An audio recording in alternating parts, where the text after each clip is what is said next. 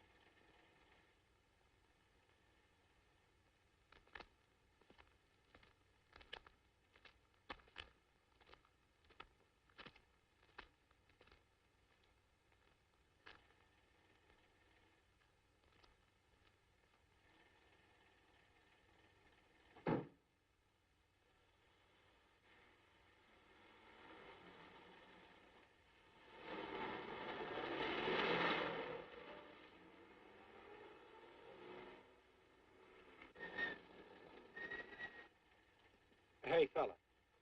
Come here. What were you doing back at that radio shop? Just looking. I was on my way home. Live around here? Yeah, a couple blocks down. Let me see some identification. Sure. Yeah, I guess I forgot my wallet. Look, lad, I've got to see some identification. How about my Army discharge? I got it right here.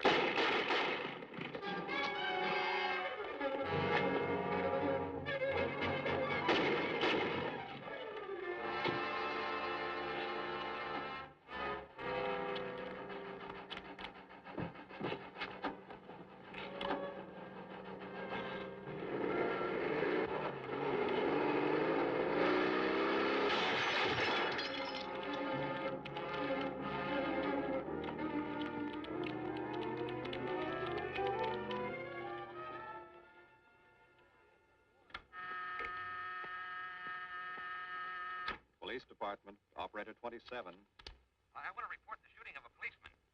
Hold on, please. Give me that again, please. I'm calling to report the shooting of a policeman. What's the address? 5057 State Street, just west of Santa Monica. Just a minute. Receiving hospital. Operator 2. Operator 27, 5057 State Street, 5057 State Street. An officer has been shot. Send an ambulance. All units in the vicinity of State Street, Santa Monica Boulevard. Proceed at once to 5057 State Street, 5057 State Street. An officer shot. Code 3.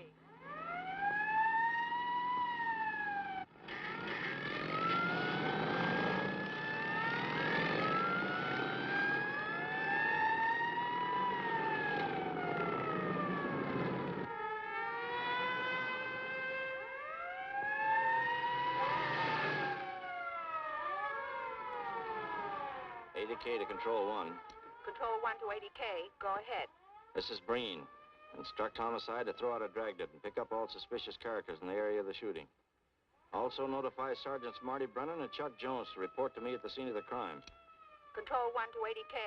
Roger.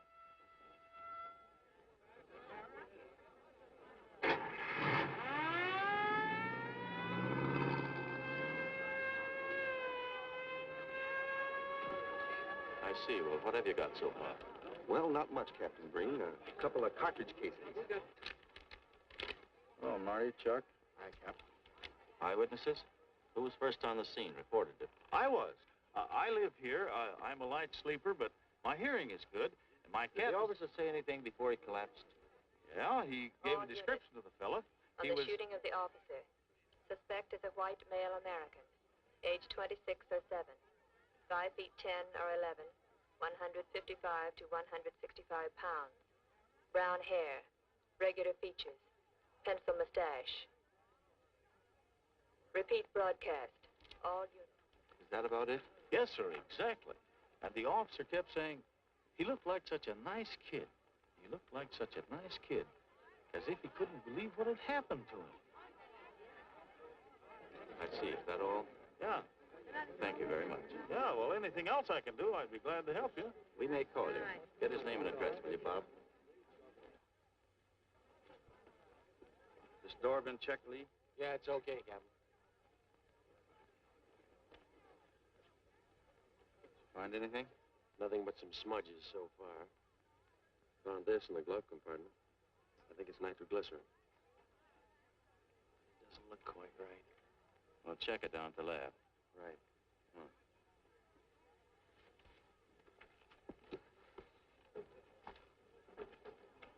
Open this up, Joe. No key, Captain. We'll try it open. Give me that bar, Frank.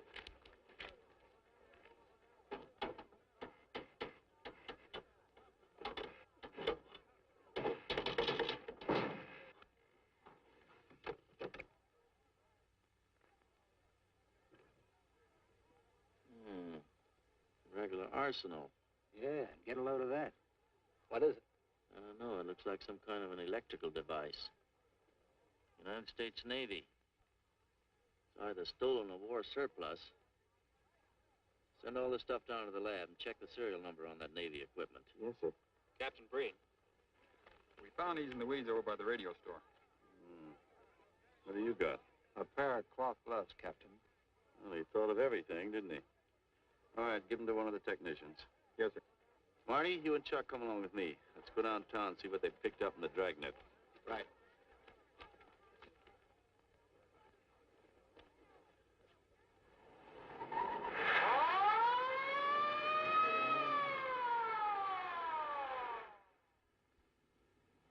You know him, Marty?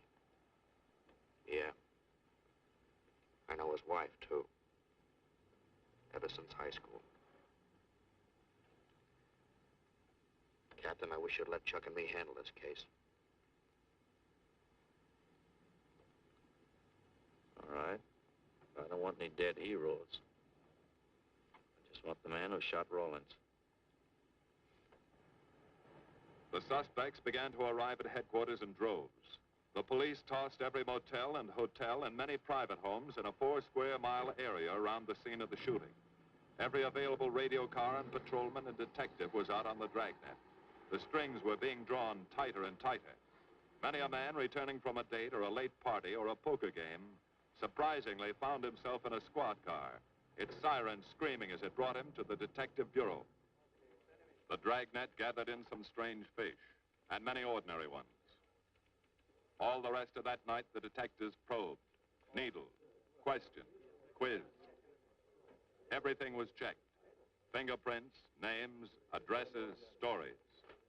Every fish in the net was examined. Most of them thrown back into the sea, not worth keeping. Except a few parole violators and slightly shady characters whose stories needed a lot of verifying. I wasn't prowling no cards. Just taking a walk, you know, getting in condition. You were running when the radio car picked you up. Yeah? Maybe that's why the guys call me Punchy. He's got a point there. 2 felony convictions, no warrant, no warrant. He's on parole. Book him, violation of parole. Let's have the next one, Joe. What were you doing in that vacant lot? The vacant lot. Lot? What were you doing in it at that time of night? Nên mỗi mình cũng cho lo ngồi ngồi xì hữu nội là ngồi ấy 30 cái nền mì ở lúc dưới lại của ngồi sinh thành nghe ngồi thành ca thì giờ ngồi từ lúc đầu giờ sang gì. You say your name is Ralph Henderson. So what? Well, you know, it's a funny thing, Ralph. There's a guy around this town that's been wearing your fingerprints. Only his name is Pete Hannon. Okay. So I'm dead. So what's one more confession in my life? Now you're talking, Hannon. Okay, Andy. Hello, Harry. What have we got here? Oh, some robbery suspects. Candidates for San Quentin. Handsome here is the big shot. He runs the outfit. Have a gander at his record. Car theft, escape from reform school, robbery, assault with a deadly weapon. Not bad. Look at the heater we found on him. German Luger, fully loaded. Redhead here tried to carve up one of the arresting officers with this pretty toy. Nice boys. By dawn, many minor wrongdoings had been uncovered, and a few incipient felonies. The checking of the suspects had been thorough, painstaking, and tedious. But all the work was for nothing. The man who had shot Officer Rollins was not among them. He remained no more than a description, a shadow of a man, mysterious, elusive, deadly, hidden away somewhere in the vast city. As for Rollins himself, he couldn't help. He was in a coma at receiving hospital. Mrs. Rollins waited out the long, tense hours while her husband fought to live.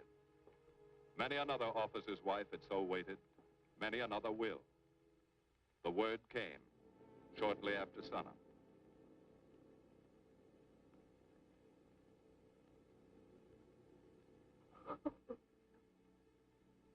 Oh.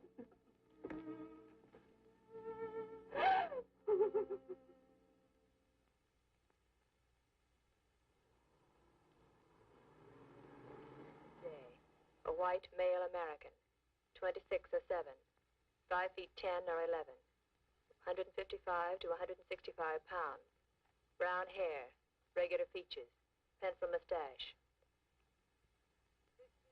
This was no frightened fugitive. What went on in his mind? Why had he set his hand against his fellow men, taken the life of another, of a stranger, of a man who was merely doing his duty? He must have some plan, some goal that called for sudden death to anyone who got in his way.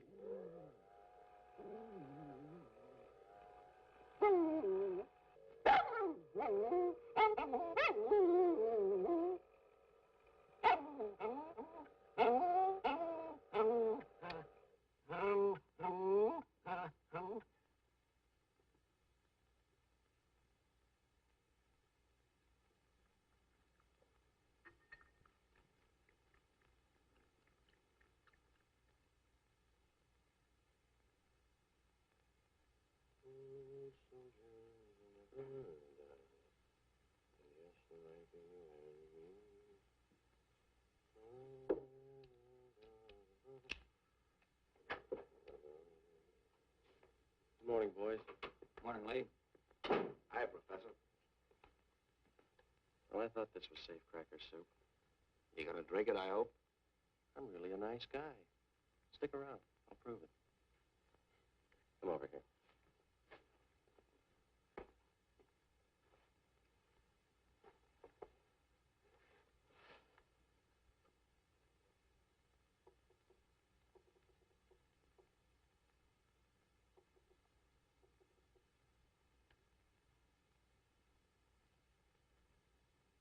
Hold this for me, will you, Chuck?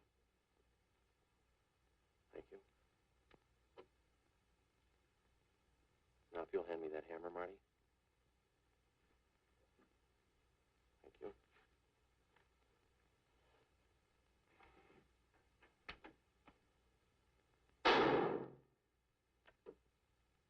Yeah. Nitroglycerin. I didn't ask for a collection of fingers, just fingerprints. All those nice fingerprints on the car belong to the man it was stolen from, Cap. Nothing on the guns or picklocks? Not even an interesting smudge. The gloves? Common type, worn by undertakers. I'll check on them. They won't show anything. What did your scientific test show? A couple of little things. Tool identification on these picklocks. I got one under the scope. You want to take a look? Yeah.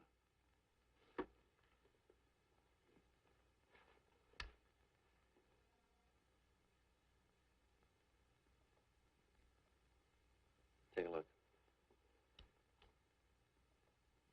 I see. Well, it seems to tie the tool up with the lock. Now, if that microscope could only tell us who did it. I'm working on that. No, only an amateur would carry that liquid dynamite in a car. This boy's no amateur. Took the precaution of desensitizing it so it'll take normal shock.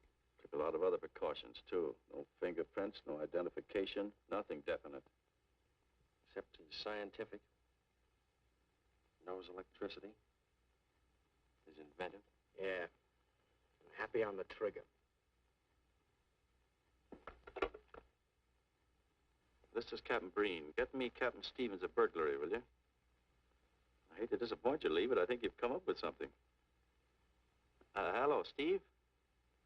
How are you? Did your daughter's marriage come off all right? Good. Look, Steve, on those burglaries of electrical equipment lately, were there any where picklocks were used to gain entry? Good. Well, let me know if there's another report of one, will you? I've got an idea the Rawlins killer may be tied in with those. Fine. And give my regards to the newlyweds, too.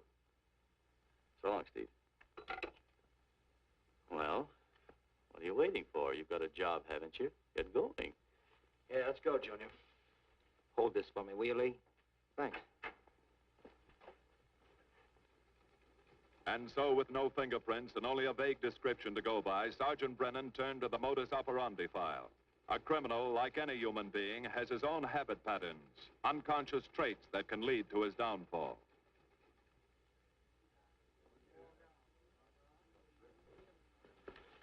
Well, there you are, Junior. List of burglars who use picklocks for entry. Oh, great. This narrows it down to just a couple of hundred suspects in this area. Give me a match, will you? That may not be so bad. This guy's improved on the system. Maybe he's left his trademark on some other job. Well, here we go, legging it all over town, asking a million questions. What you paid for, isn't it? Am I paid to associate with you, too, Junior? You could do worse. Not this year. Come on.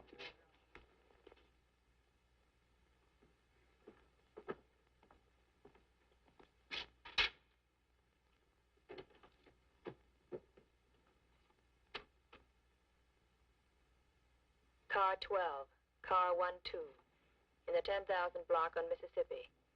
A 394-15 disturbance.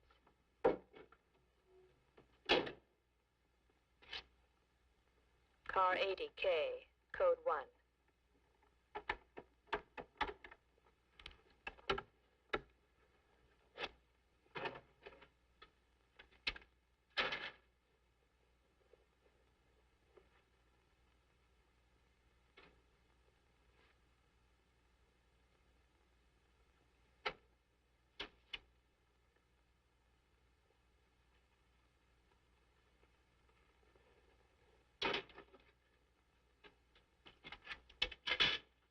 All units, on the broadcast of the suspect arrested in the shooting of Patrolman Rawlins.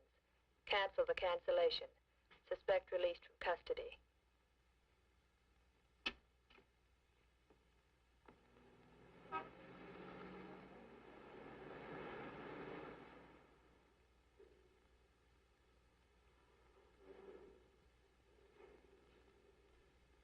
Oh, hello, Mr. Martin. You find Mr. Reeves in the machine shop.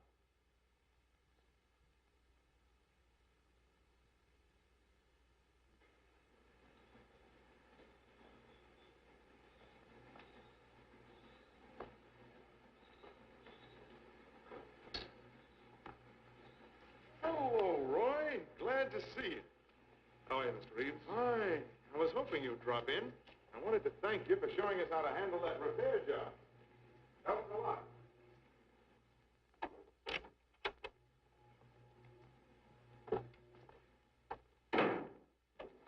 Ah, what have we got this time?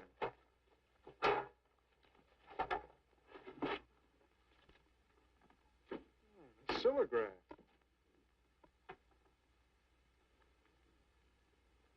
There are plenty of these around, Roy. Not like this one. Yes, I see. I suppose, as usual, you've added your own improvements. You know, it seems wrong that a man of your talents should bother consigning equipment for rental. I'd like to see you devote yourself entirely to experimental electronics. It'll come one day. I'll have a place like this. Well, why wait? I've got a pretty good setup here. You'd have modern equipment to work with, a lab, and my confidence. Thanks, Mr. Reeves. I have other plans. But, Roy, you can't tell where it'll lead. Might even work your way around to a percentage of the business. I like it this way. You just rent out my equipment. All right. But if you should change your mind... I'm not likely to change my mind. I suppose you want me to set this up for rental, too. Mr. Reeves, you've already got 5 pieces of my equipment. You'd like to know what results I've had from the rental so far, Well, I can't say as I blame you. I think you'll find this satisfactory. Satisfactory. Goodbye, Mr. Reeves. And you'll come back again soon, won't you? Sure. Oh, incidentally, how's that television projector coming along? The one you said would reflect a 12-foot image. Still working on it. I just wanted you to know I've already set up a rental on it. In fact, I think they'd like to buy. It'll come pretty high. Oh, money's no consideration with this customer.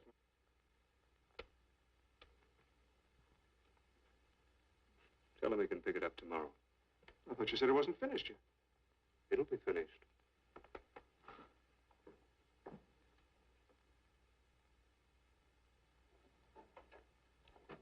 It uses an image fixer and then projects by ordinary incandescents. Roy, this is the best television projector I've ever seen. Let's hope that your customer thinks so. He will. Yes? Send him right in, Charlotte. There, you see, our customer is here, begging for the privilege of buying. Better be running along. I'm not much good at business. Oh, but Roy, he'll want to congratulate you. Just see that the price is right. All right, Roy. I'll get you a good deal. So long. See you.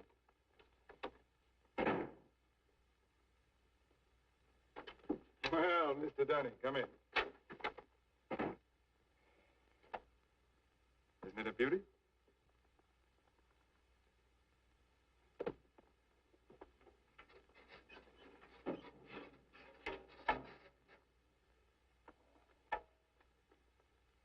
It's a beauty, all right. You like it? I certainly do like it. You see, it's mine. What do you mean? Let me have it, please. I built it. Spent years on it. Oh, you must be crazy. Roy built this machine himself. Your friend's a crook, Paul. You've been taken in. Hello? Give me the burglary detail. Dear Jim, regarding your inquiry on the 38 caliber Smith & Wesson revolver, oh, come in, boys.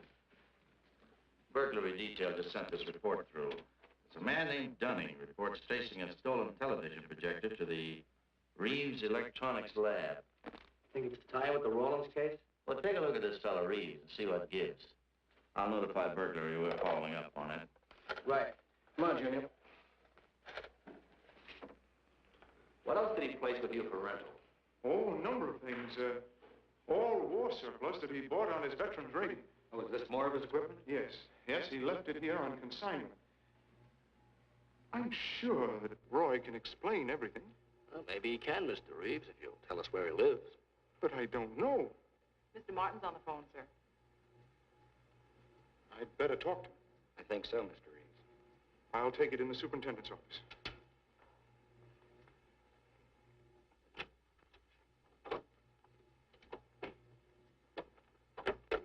Tell him that you sold the set, and his money's waiting for him here. Find out what time he's coming by.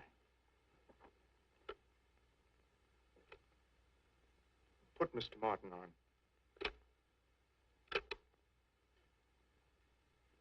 Hello, Roy? Yes, yes, I've sold it. Your money is waiting here for you. Yes, I'll be working late tonight. What time will you be by? First thing in the morning. Well, maybe you better come in tonight, Roy. A couple of things I want cleared up. Like what? Oh, technical things. Besides, I don't like to leave the money in the plant overnight. How about 8:30? Fine, fine. I'll see you then. I'll leave the front door unlocked.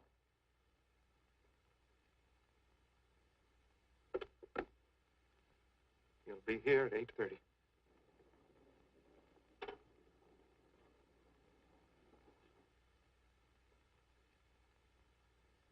Well, I'll just run along home and get some dinner. We'd like you to stay too, Mr. Reeves. Why? For company. You want to cooperate, don't you, Mr. Reeves? Certainly. Good. Now, you just wait in your office. We'll be around. Very well. This way, gentlemen.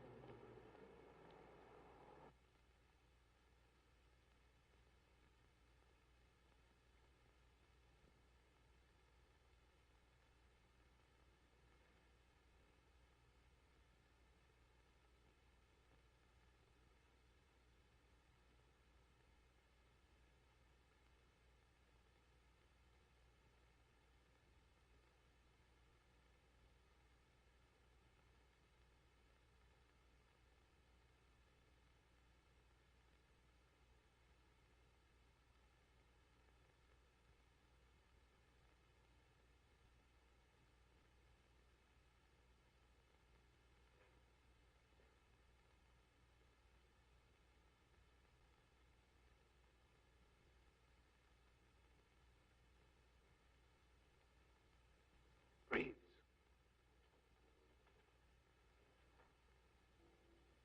that you, Roy?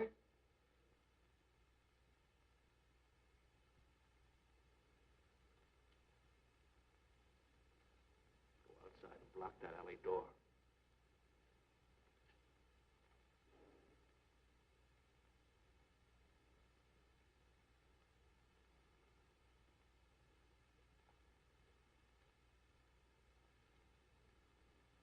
Where are you, Roy?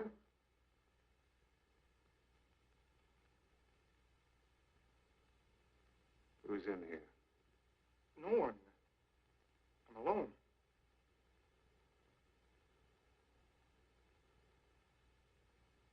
Come on in. I've got your money for you. Bring it out here. All right. Just a minute.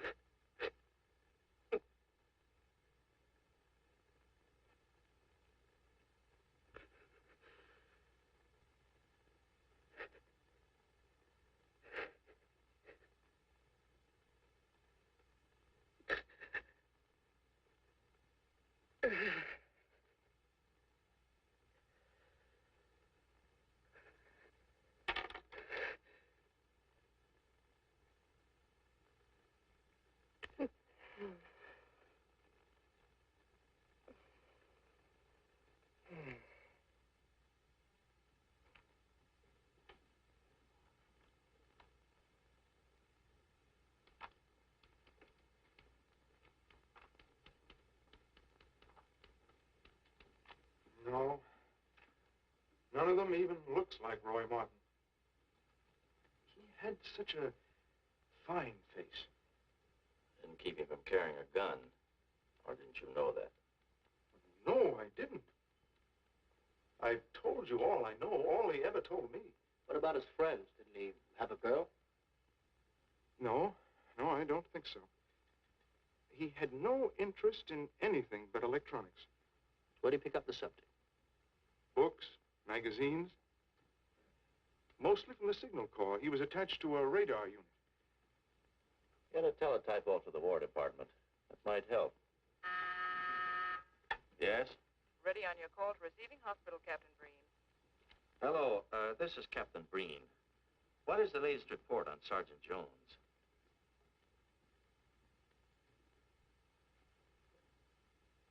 I see.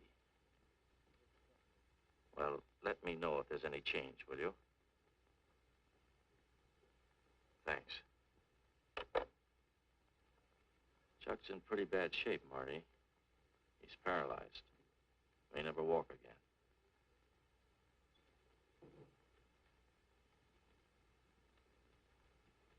Oh, I'm sorry. It's funny that Martin showed up at 7 when he told you he wouldn't be there till 8:30. I don't know why. Except he was always unpredictable. I'll tell you why. Because you warned him. That's why he came early. That's why he came in the back way. But you heard me tell him the front door would be open. And the key to let him in the back way? He must have had one made. Why did you tell us the truth? Marty.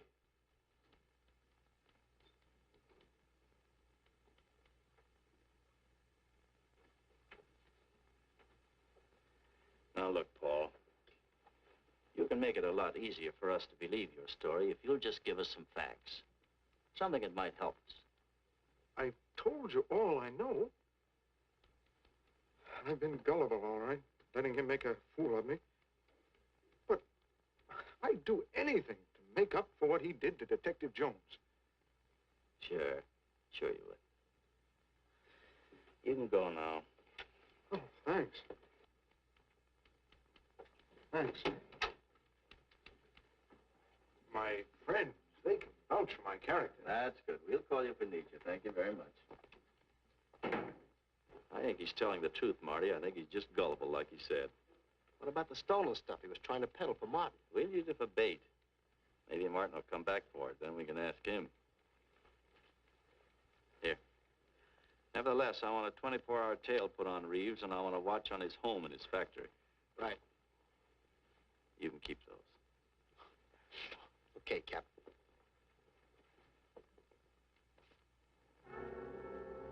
And now the killer changed his tactics, his modus operandi.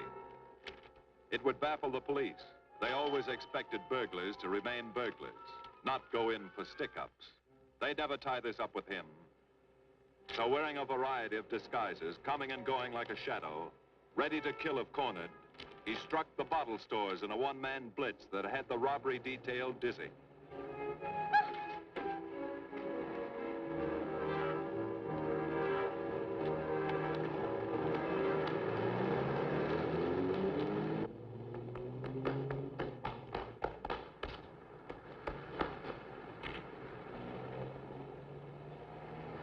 The killer, always resourceful, always thinking along lines that would baffle his hunters, had discovered an ideal avenue of escape.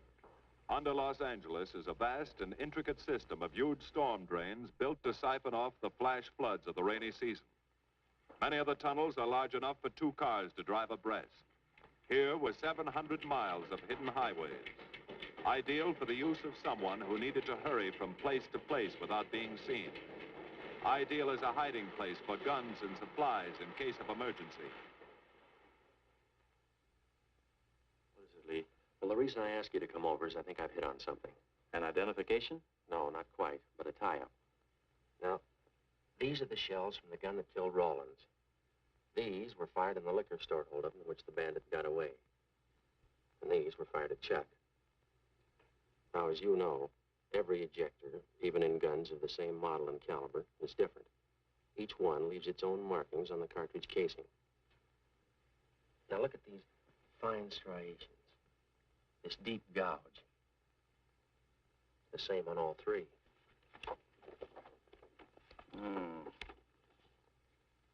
In other words, the man who killed Rawlins and the man who shot at Jones and Brennan, the stick-up who's blitzing the liquor stores are all the same man. Right. All we need to know is what that man looks like. Get me Chandler in robbery, will you? I've got an idea about that. Also, it'll give us a chance to see if Reeves is on the level with us. Steve, Breen, about those blitz holdups you're on. Round up all the victims and have them down here tonight, will you? Oh, it's just a little scheme. Thanks, Steve. That's good. Now sketch another one of the same type, only this time thin it out a little, huh? All right. Hi, Lee. How's it coming? Be ready for tonight? We'll be ready.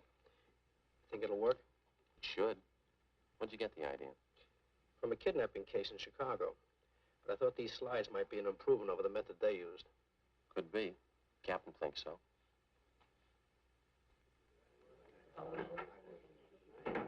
Good evening, ladies and gentlemen. May I have your attention for a moment, please? You've all been asked to sit in on a little experiment tonight. We're going to try to build a picture of a face. A face of a man who's cunning, resourceful, and deadly. He's a man who killed a police officer. Now, some of you he held up at the point of a gun. You may have seen his face, remembered something about it. And we want you to tell us exactly what you remembered. Whether it's his hair, eyes, nose, or mouth. And we're going to try to put those pieces together so that they add up into a picture of the face of the man we want. Now, you can see how we're depending on you. Right? Now, first, we're going to concentrate on the type of hair our man had. And if the picture looks anything like his hair, I want you to speak right up. All right, the first slide, Lee.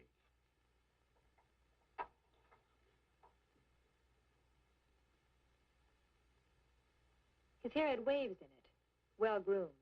That's the idea, Miss Smith.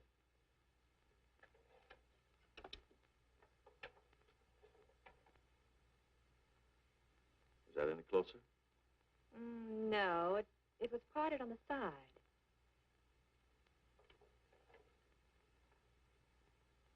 Oh, that's more like it, except it was thicker.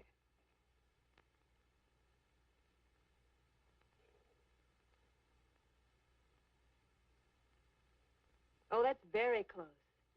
Yes, that's the way his forehead looked. It was broad and high. All right, hold that slide. On the next series of slides, we'll take into account his eyes.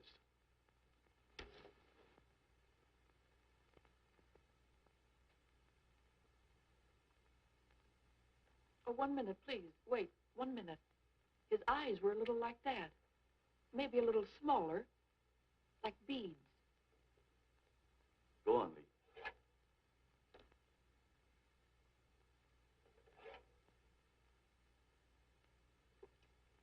Now you've got it.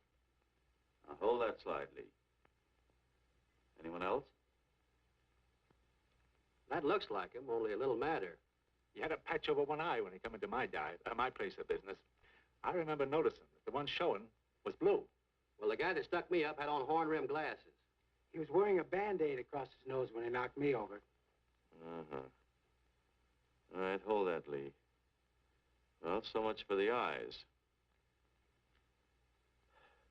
Go ahead.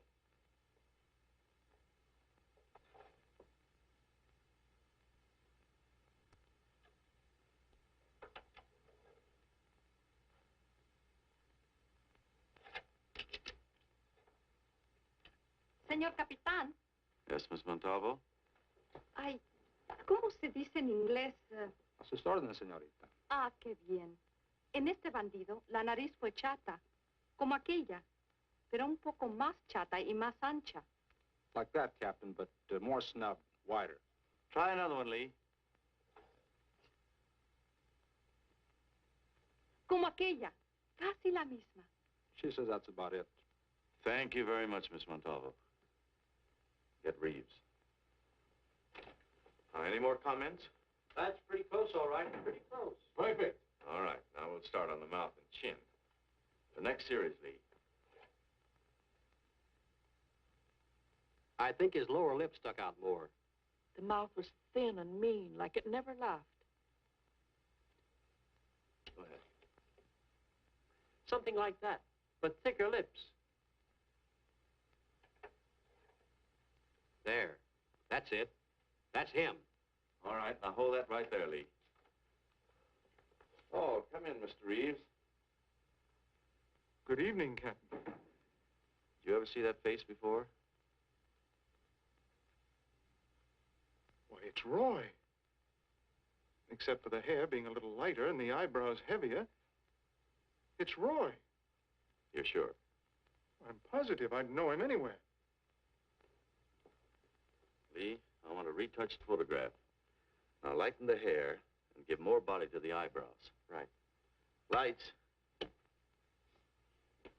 That's all. Thank you very much. You've been a great help. It's positively amazing how you found out what he looks like. Well, we're looking for an amazing criminal, Mrs. Johnson. Thank you and good night. Good night, Captain. And so the face of the unknown killer, built up from fragments of evidence, was sent out all over the country. To chiefs of police, to sheriffs, to county constables and county jailers, to the wardens of prisons, to all postmasters and postal inspectors, to the agents of the Treasury Department, to the FBI.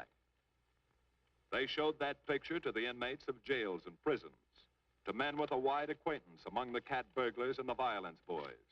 Informers and con men and sharpshooters were quizzed, those on the fringe of crime and those deep in the rackets. Many wanted to help. Nobody could.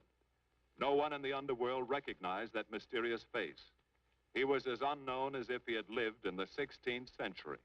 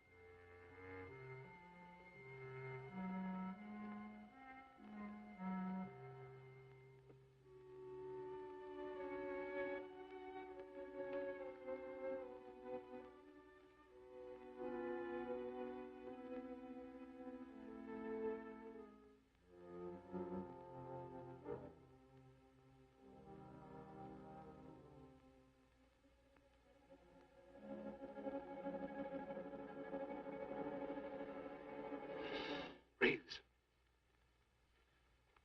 Roy. Listen carefully, Reeves. Control yourself. I know you're alone in the house. Act like you're alone. Cops are watching every move you make. The police here? They got you staked out like a muskrat hide, watching you around the clock. Here at your plant, tailing your car. Sit in that chair. Pick up 3 books.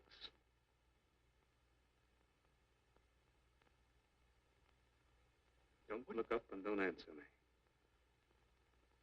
All right. But glance at the books.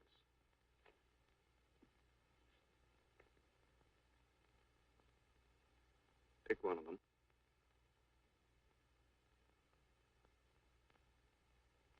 Okay. Now, that's the book you want to read before you go to bed. Now, get up and turn off the lamp.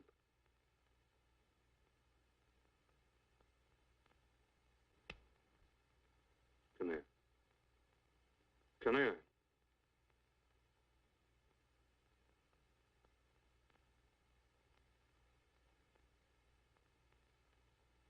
Go in the den.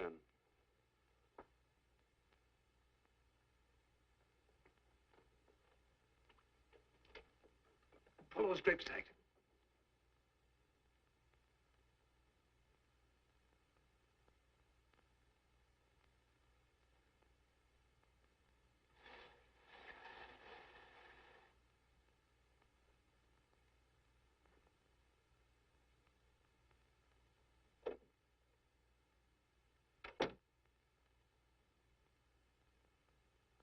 Get away from him.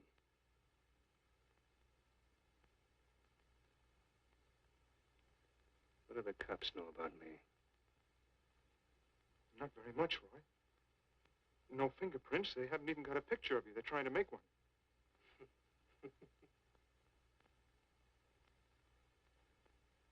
How much cash you got in the house? None. I never keep any cash in the house. It isn't good business. I suppose you think it was good business letting me walk into that trap. No, Roy, no. Don't do anything you'll regret. Now listen to me. It isn't too late. Give yourself up. Come to your senses before you kill someone else.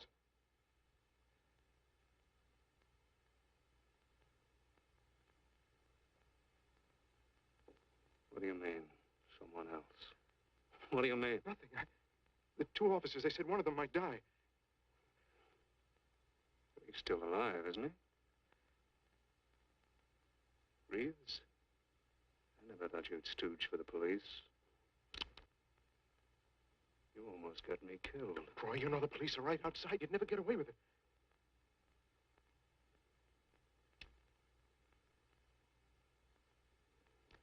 That's right. Now you're being sensible.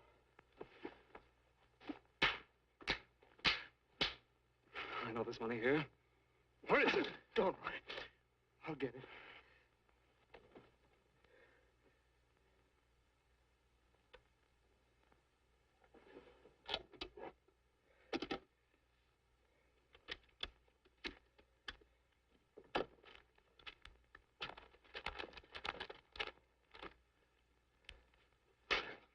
It's not enough.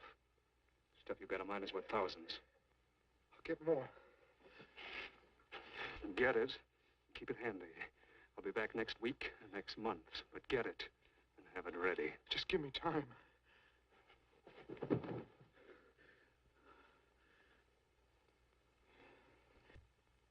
Oh!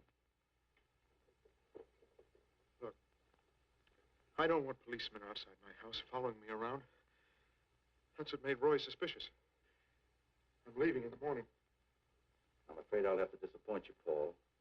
Unfortunately, you're our bait. I won't do it. I've done enough. Look, no one's done enough until we find this killer.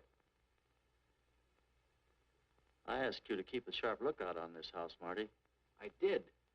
Two of the best undercover men in the department were assigned here. That didn't keep Martin from getting in. What's the matter? You tired?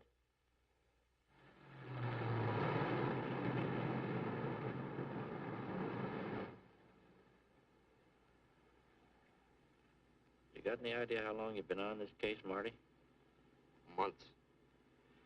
Long enough to have come up with something by this time. You know any more about the Rawlins killer than you knew the first week?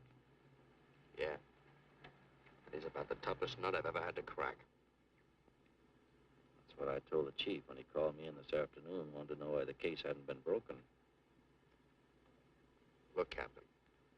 Rawlins was a friend of mine. So's Chuck. I've got a bigger stake in this than the chief knows. I'm doing everything I can. I'm afraid it's not enough, Marty. Maybe you're too close to it to see it clearly. Maybe it needs a fresh team, a new viewpoint.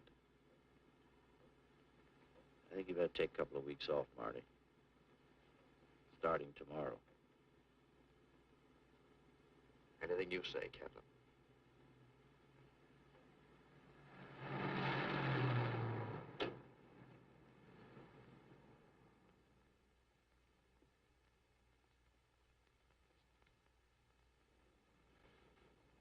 Hiya, Marty.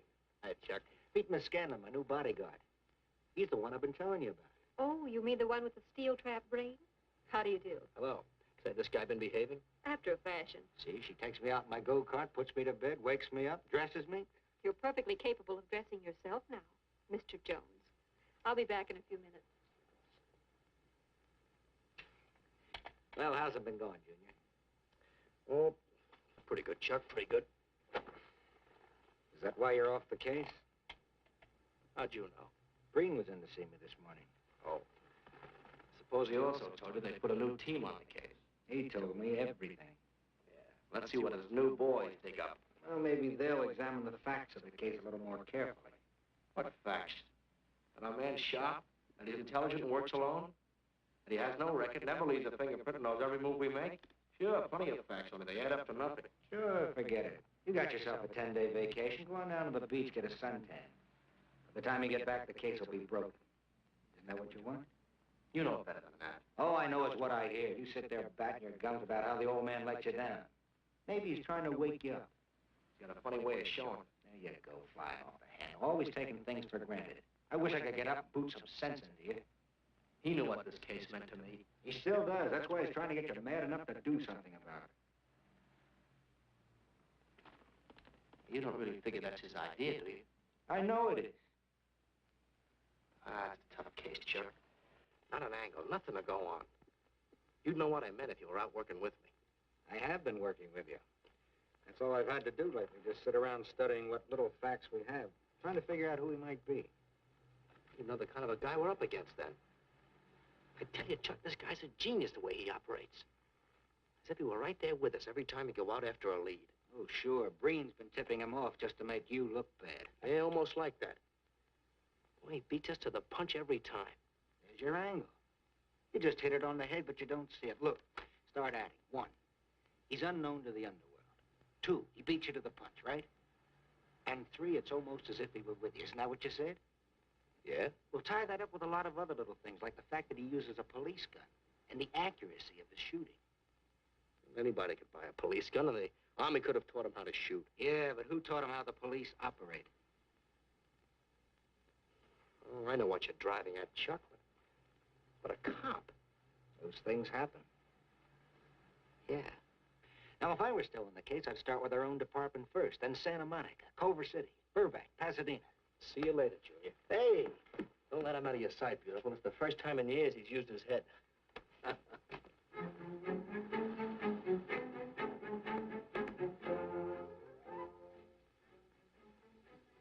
But you get a print of every mug we take. We always send LA a copy, Sergeant. It's personnel photos I want. You mean of our boys? That's Roland's killer, isn't it? That's right. You've checked your own department. We did that first.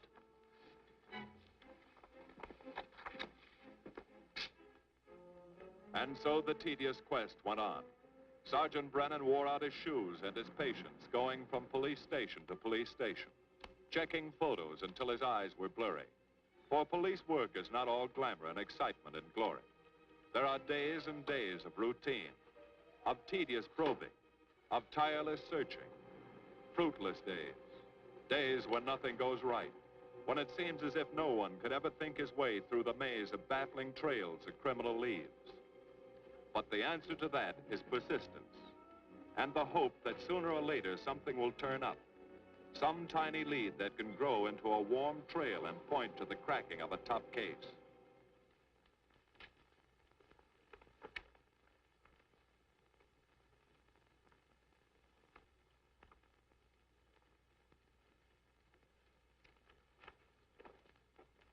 Well, that does it, boys. Can't say I'm sorry you didn't find him in here. I'd hate to think it was a cop. Doesn't seem to be anybody. Just a lot of pieces of a face that never existed. Do you mind if I see that again? Sure, frame it. Put it on your dresser. Wait a minute. He wasn't a cop. He was a radio technician right here in our dispatch office. What did you say? I'm saying he worked here in 42. Well, come on, give. I remember the kid well. He was sort of strange, never bothered with anyone in the department, just kept to himself. But he was in line for promotion when he was drafted. Where was he living at the time? I don't remember. Try the dead files. He never asked for his job back after the war. I remember writing to him about it, though. He was an excellent worker. Oh, yeah, here we are. Yeah, this is it. Took a while before he answered, but like he says in the letter, he wasn't interested.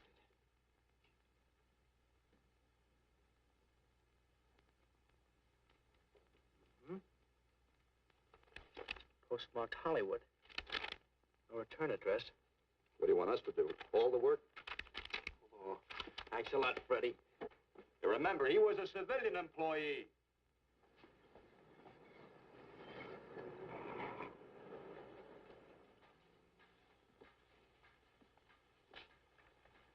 Well, how about it? Anybody recognize him? Not on my route. I never saw him before. Yeah, okay, fellas. Thanks very much. I thought for a minute... No. He had that face. I wonder. Yeah? Well, this may not mean anything, but he looks like a guy that's on my route. He never gets any mail, but I see him around here all the time. He lives in one of the courts. Where? Come on, I'll show you. It's not that easy. What time does your route take you past those courts? About 9 o'clock. Why? Just thinking.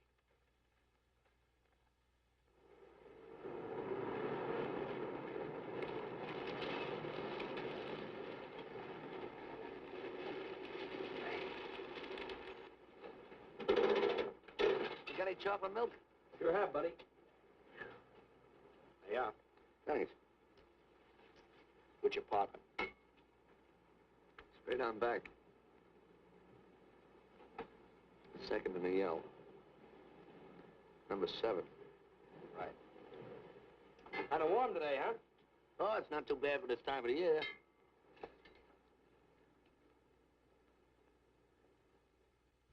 Good morning. Morning. You're new in the route, aren't you? We had substitute. What happened to the other fellow? Sick. Oh, what's the matter with him? I don't know. I catch everything. Hear about it on the radio, and next morning I got it. Too bad. You aren't very social. The regular fellow always stops and talks to you. Sorry, Eddie, I'm a little late this morning. I was hoping maybe you could help me. There's something very funny going on in this court. Yeah? I was scared to go to the police with it. I thought maybe I might be poisoned. What? Yeah. By the manager. She's a witch. She's a what? A witch. She puts poison in my milk. Oh, I see. Look, you switch the bottles when she isn't looking, see? Drink her milk. Then you'll be safe, right?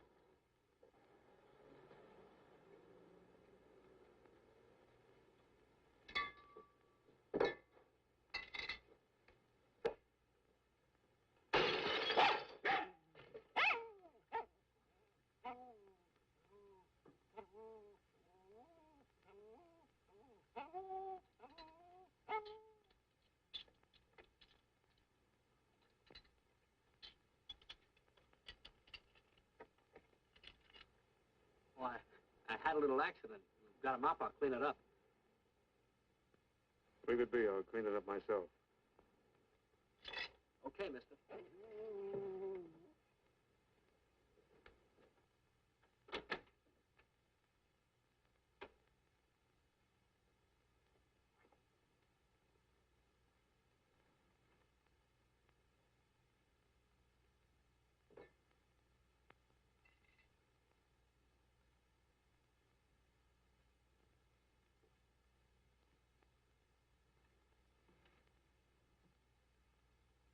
The place is called Bellevue Court.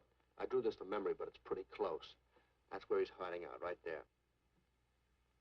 You sure he's our man, Marty? Captain, I couldn't go wrong on that face. He's our man.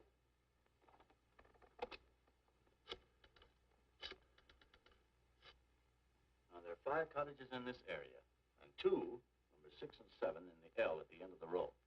Our man lives in number 7. This building department plan will show you the whole layout.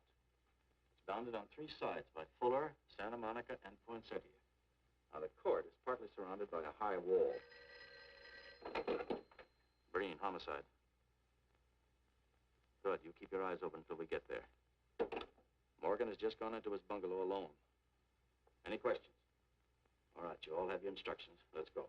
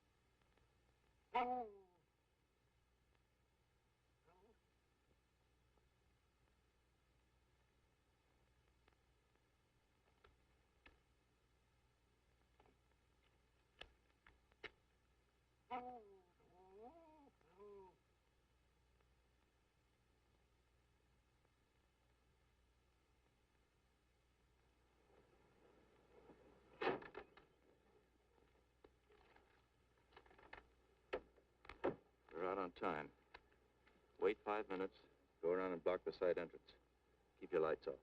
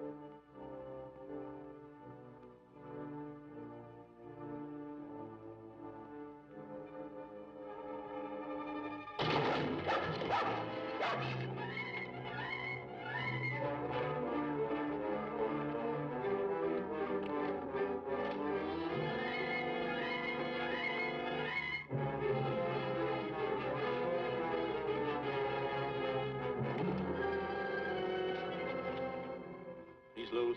I want a radio car in a hurry.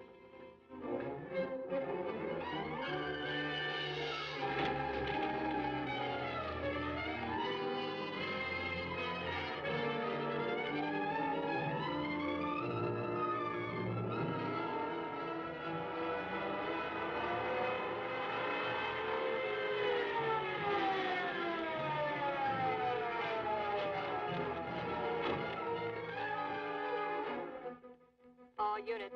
All units in the vicinity of Santa Monica and Fuller. The murder suspect in the Rollins killing is at large.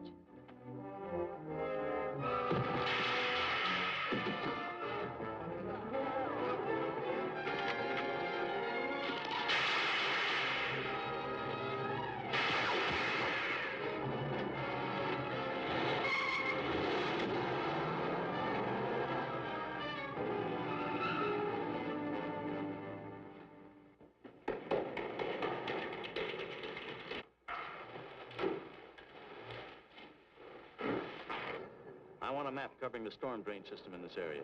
Get it and meet me at Bennis and Garfield. Jones, Miller, you stay here in case he comes up for air. I want a man at every other drain entrance along this line. Got to come up somewhere. Come on, Marty. You're driving.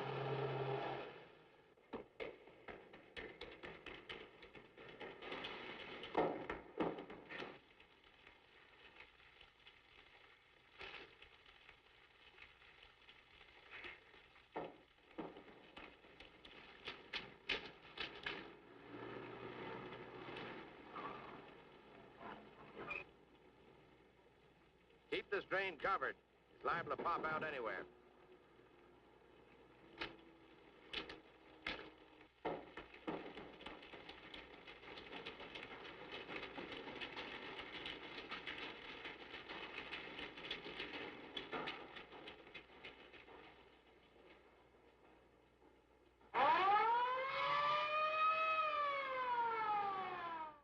Why Bennis and Garfield, Captain? It's the main intersection of the system. We can head him off that way.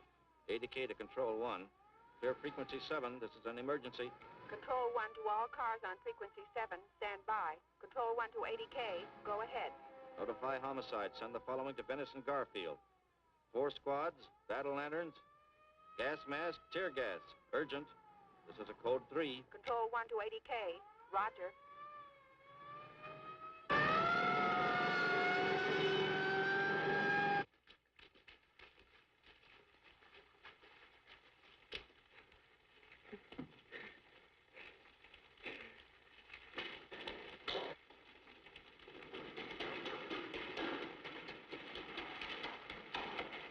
And he'll probably head down this main drain to where it comes out at the Rio Hondo. Now, you take your squad and cover that exit. Right. Keep all spare radio cars cruising back and forth along this main street. Watch the curb inlets. We'll go in here.